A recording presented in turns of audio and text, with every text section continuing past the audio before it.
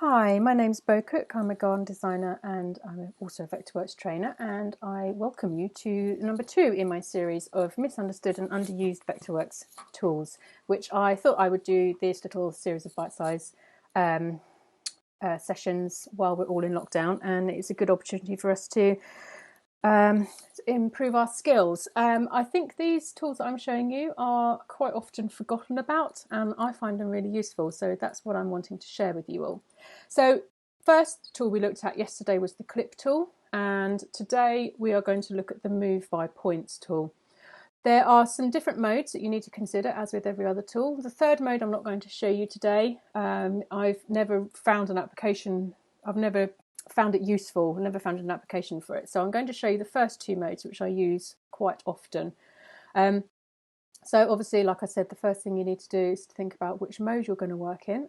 The second thing you need to think about is whether or not, when you make these duplicates, whether or not you'll want to keep the original object.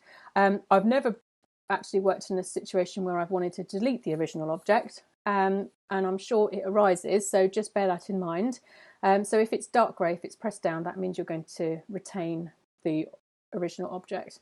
And then the third thing you need to think about are the number of duplicates you're going to make. Now, if you're retaining the original object, then you need to minus 1 from the number. So if you're wanting, I'm going to do 5 trees in a moment, therefore I need to have 4 duplicates because we're going to keep the original one. That's going to be the 5th tree.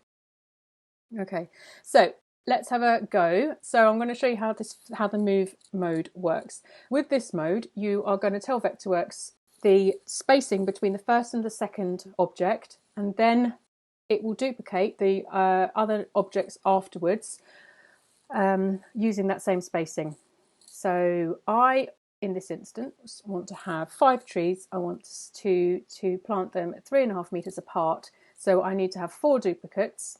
I select the tree, click into the middle because I'm doing centre to centre at 3.5 meters, and then tab in 3.5. I know I want it to go on a horizontal, so then I click and it will run out the other duplicates.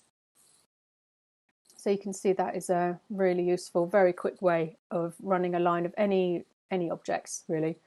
Now the second mode is the distribute mode. I'm going to show you that it's slightly different in that you don't need to know the distance in between. So what you're going to do in this example is you're going to click at the beginning, then you're going to click at the end, and then Vectorworks will distribute the number of duplicates between those 2 click points.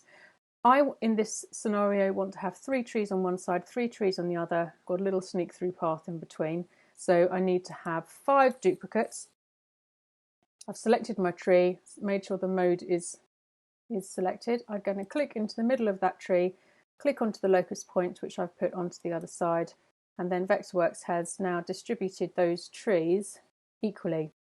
We can obviously check the distance afterwards. It's 2.8 meters. But the good thing about this, using this tool, is that I actually haven't had to do the maths, which has been time saving for me.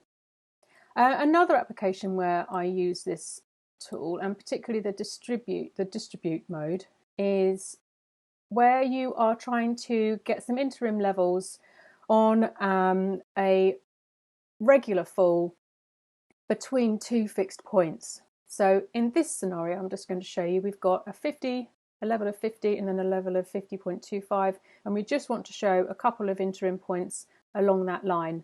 So I've got a locus point, which the tool lives up here, and I've placed one onto the point where the level is 50. Then I'm going to ask Vectorworks to give me a point at every centimetre fall. So we've got 25 centimetres fall along this path, and I want to show every centimetre just so that then I can choose which interim level I want to show.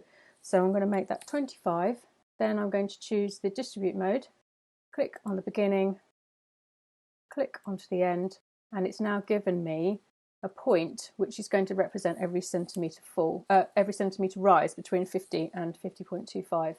And now I can choose whichever, so that's going to be 12. So if I wanted to show almost a midway point, I can show that one as 12. or we could show 1, 2, 3, 4, 5. We could show this one as 0, 5. And again, we haven't had to work out any of the spacing. Vectorworks has done that for us.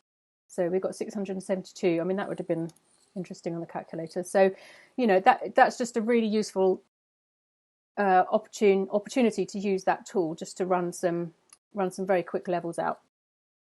The third way I use the tool, and again we're going to use the move mode in this instance, is to just run some decking lines through. So I will show you that. I'm just going to, let's have a go at doing it at 45 degrees.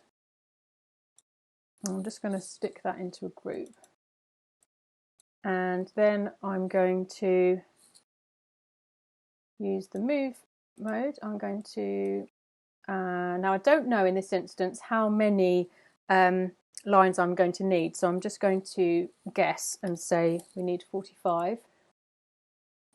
And I know I want to go on the 45-degree angle, and I know my deck boards are going to be 150 mil apart. And there we go, I haven't had quite enough. So just going to quickly mirror those, mirror and duplicate over the top. Then I'm going to be a little snazzy and use the tool that we used yesterday, the clip tool, and I'm going to keep the shape that I draw. There we go. So come out of that and bingo. Okay, well I hope that was useful, just showing you 3 different applications of where I use the Move by Points tool. And keep in touch. If you need any, if you're interested in having any tutorials, then just comment underneath this video, and keep your eyes out because there's a few more to come. Okay, cheerio.